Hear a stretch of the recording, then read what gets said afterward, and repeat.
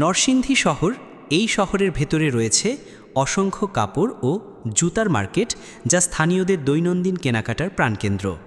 Rail station থেকে বাসস্ট্যান্ডের দিকে যাত্রা শুরু করলেই প্রথমেই চোখে পড়বে কোটাবাড়ি মার্কেট। এরপরেই আসবে সবার পরিচিত ইন্ডেক্স প্লাজা, যার ডান পাশে অবস্থিত জামান মার্কেট।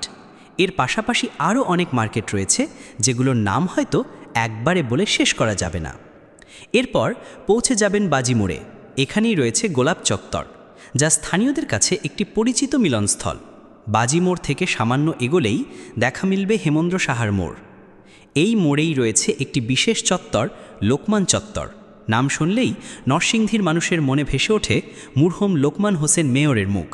তিনি ছিলেন এমন একজন মানুষ যিনি নরসিংদী শহরকে সুন্দর ও আধুনিক করে গড়ে তুলতে অসাধারণ ভূমিকা রেখেছিলেন। লোকমান চত্বর অতিক্রম করে আরেকটু এগুলেই পৌঁছে যাবেন স্বাধীনতা চত্বরে, যা মুক্তিযুদ্ধ ও স্বাধীনতার গৌরবময় ইতিহাসের প্রতীক।